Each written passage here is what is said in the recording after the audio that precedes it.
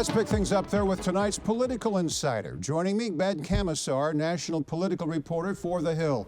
Ben, let's talk about the damage to Hillary Clinton and Donald Trump. Bernie Sanders has won 6 of the last 7 contests. That's bad for Clinton. Ted Cruz seems to have more support from the Republican establishment, and that's bad for Trump.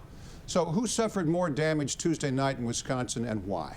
Yeah, so Trump really comes out of this worse for the wear than Clinton. I mean, his pathway to the nomination was already narrow, and certainly getting blown out in Wisconsin, losing all but just a handful of delegates for him, makes it that much harder for him to avoid a contested convention, which really has become the goal for the Trump campaign. On the flip side, you know, Hillary Clinton certainly not the result she wanted to see. But despite the fact that she lost almost every county in the state, lost by double digits, she's only going to walk away with a few delegates less than Bernie Sanders. So ultimately, this is a race for delegates. And for Trump, this was a big blow. But for Sanders, it really wasn't a game changer that he was looking for to really narrow the major gap with Clinton. And let's remember, too, that Hillary already has the superdelegates in her purse. Momentum matters, and the candidates will stew in these results for 2 weeks until the New York primaries. Tell us more about that. Yeah, I mean, we no longer have these, this schedule that, every couple days there's a new race and a new way to reset the conversation. Now everyone's talking about the rise of Cruz and how he's really starting to turn into the figure that the Never Trump movement is looking to. And Bernie, like you said, has been rattling off a series of wins. And so these candidates, it's really important for them, considering the next state on the map is New York, a state where both of them are likely to lose and not do so well. So what the two of them, both Cruz and Sanders, are hoping for is that they can ride a wave of this momentum and come into New York and maybe cut the deficit that they have with the frontrunners there. Now, on the ride, both Trump and Cruz want Governor John Kasich to drop out. He finished a distant third in Wisconsin, but picked up a key endorsement today from retired General Michael Hayden.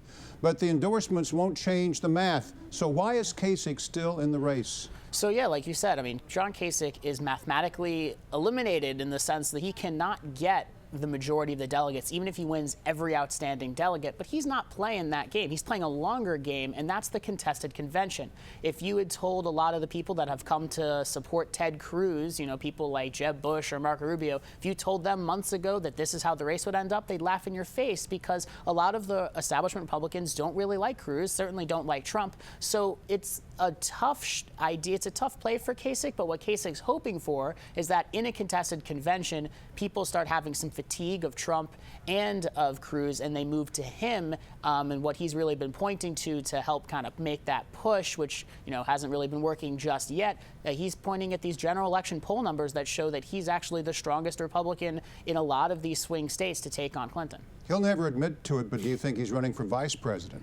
It's tough. I mean, in a year like this, you can't be confident that Trump or Cruz even going to take you as vice president in the first place. That's true.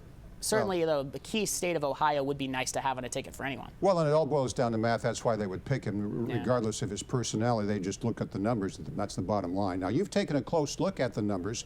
What's the over-under on a contested GOP convention? I mean, frankly, it's more likely than not at this point. And Wisconsin was certainly a big blow towards that. Like I said earlier, Donald Trump has to win about 60% of the outstanding delegates. That's pretty tough when you take a look at the schedule. There are a couple winner-take-all states left. There's 5 of them. Ted Cruz seems to have the inside path in at least 3. So if Cruz wins those, makes it even tougher.